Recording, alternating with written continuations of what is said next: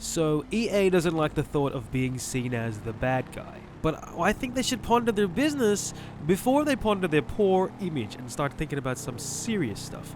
My name is Elroy, this is my world. Thank you very much for joining me on this ride today. We're going to be looking at the gaming giant EA.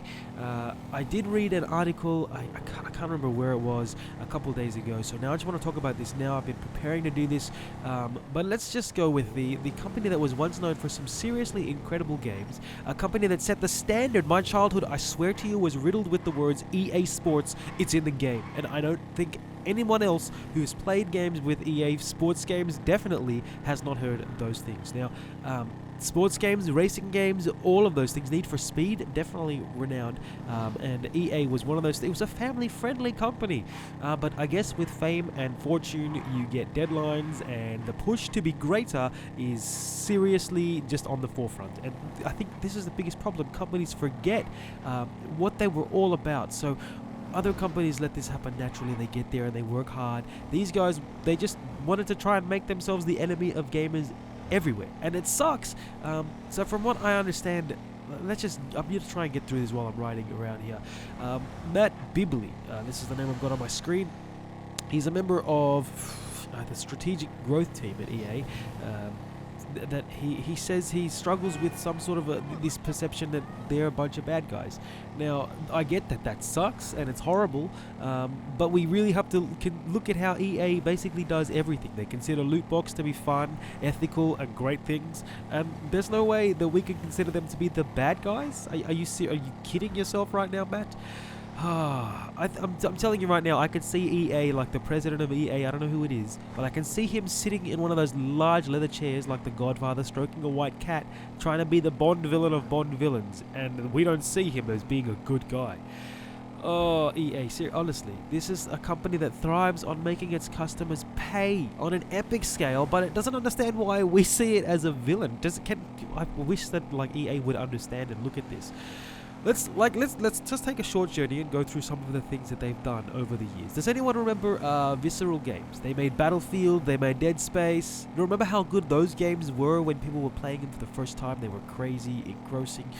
They were creating a Star Wars game, and I mean, with credits like Battlefield and Dead Space, you knew this game was going to be crazy amazing. And what does EA do? They come along, they purchase the company, they gobble it up, and now no more awesome Star Wars game. That's right, goodbye Star Wars. And I did do a little bit of research. That Star Wars game might have been shut down because, here's some shock horror news for you: loot boxes. I know you guys are crazy. That's why they shut this game down. I don't think they were planning on putting too many loot boxes in there. I could be wrong, so please don't take my word for it. Do a little bit of research on Visceral Games, and you'll find that that's what they did.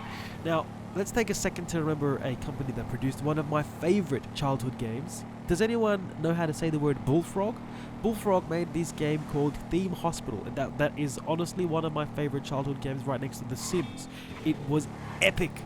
Now, they purchased this company and it didn't perform to some insanely high expectation that EA set for it.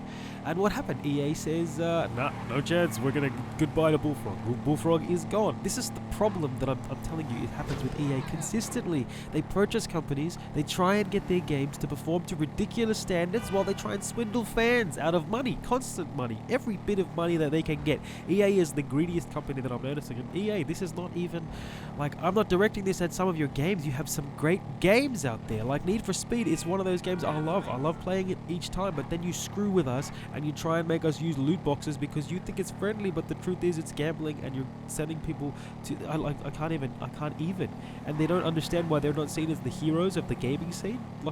Do you understand how stupid you guys sound when you complain about this? Now, I'll leave you with basically one last thing that Matt Bibley he said in this interview. Apparently, he says, if you make a promise and you don't deliver, you're never going to get another chance, right?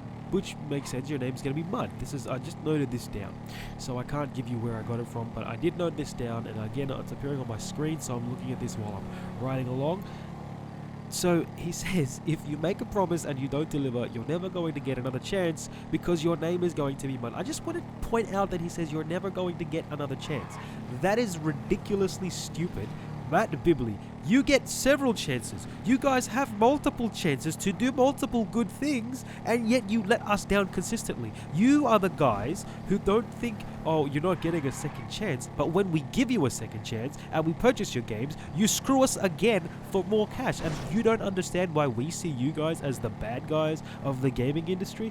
Are you kidding yourself with this? If you don't see this, then that plausible deniability factor doesn't even make sense, because you're just choosing not to look at what happens over and over again. You guys make things that are amazing and you turn them into crap, money gobbling, money hungry, scheming games. And that's the problem with you guys.